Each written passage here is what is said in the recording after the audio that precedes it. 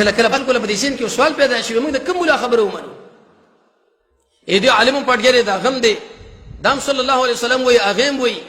دام په جمعات کې ناس ته وغم ناس ته نو معاذ بن جبل فرمایي چې ان علی الحق لنورا په دې قران او سنت باندې په دې حق مسله باندې الله عز وجل ورنا خودل دا ار سړی دا پیژنې دا باندې ټول خلکو ختم دي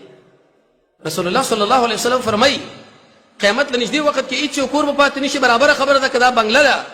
برابر خبره ده کدا د خټو کور دی برابر خبره ده کدا خیمه ده الله عز وجل په قران ور داخل کی ته دا عذر وسنشي پیش کولای چې زور باندې نه پیګم لکه څنګه چې په دنیا کې د بارګین والا نه پښتنه کوي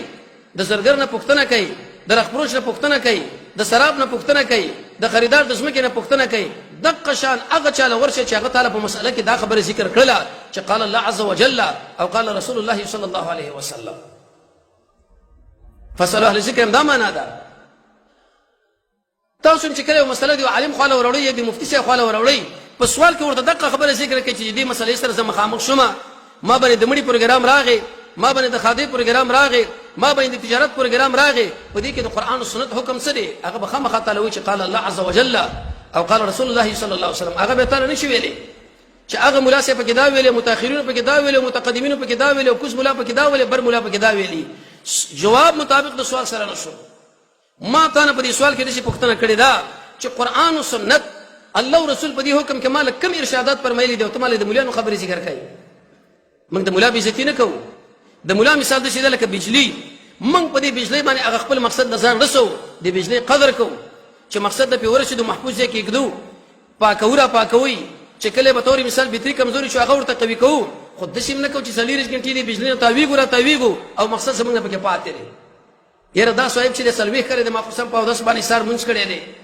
کله د وخت په کات کړو په دې بلک په ولاړ ولې د مجرمو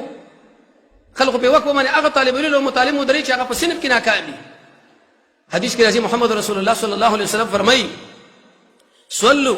د شي منځو کې لکه څنګه چې زمونږ کوم د نبی کریم علیه الصلاه والسلام ملګری صحابه کرام هغه صحابه کرام چې د اهل سنت والجماعت اتفاقی فیصله ده د ابو بکر نه نیولې تر وحشي رضی الله پورې دا ټول جنتین دي او کچا په یو صحابي سره په زړه کې د زری په اندازه ورانه ولرله سړی زندق د کافر کیږي هغه خو پیغمبر لکاته موت به چاله ګورو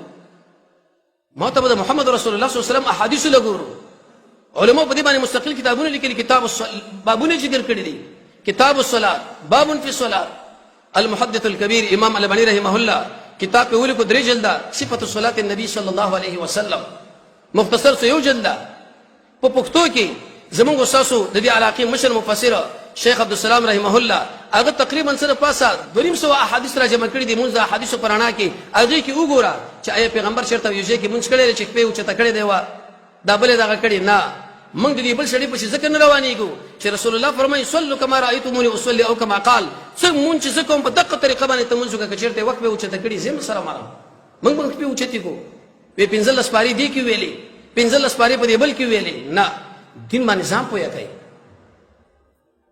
حق به من په خلق نه پیژنو خلق من په حق باندې پیژنو ته د شمو چې مولانا صاحب دا خبره کړې ده جناب شیخ صاحب دا خبره کړې ده جناب پیر صاحب دا خبره کړې ده پیر صاحب دی دیو که شیخ صاحب دی دیو که بل صاحب دی دی دا ټول ډول په قرآن او سنت باندې وته لکه خبره د دې سره برابر و بالکل من بستا احترام وکړو قدر وکړو که برابر نه ورسره خپل کار کوي حتی تر دې پوري د رسول الله صلی الله علیه وسلم په ارشاداتو کې دا راځي چې یو سړی بدعتي دی هغه د قران او سنت سره په دښمنۍ کې واقع دي او تا دغه احترام وکړي د اسلام جرړه دی وسته وغیرہ ختم کړه دعوت دی ورته وکړي خرچه دی ورمانه وکړه پښتنه دی ورمانه وکړه امام شاطبی رحمه الله په الاعتصام کې لیکلي دي چې په کومه لار باندې بدعتي را رواني لار جدا کا یا به دی واړی یا به تبرې لکه شکونه واچوي الکه دې سره صوتي سره مزه سلف په دې باندې تصریح کړی دا وې زمنګ اولادونه چې د ټنګ ټکور ولا سنکینی په غیبه نه خپه کیږي خو لیکن د بدعتي مولا په مدرسه کې چې داخل شي د بدعتي مولا په درس کې چې داخل شي د بدعتي مولا سره چې مجلس وکي دا ډیر ضرر لري په نسبت سره اقشیلا لکه ځان په دې په اول پکار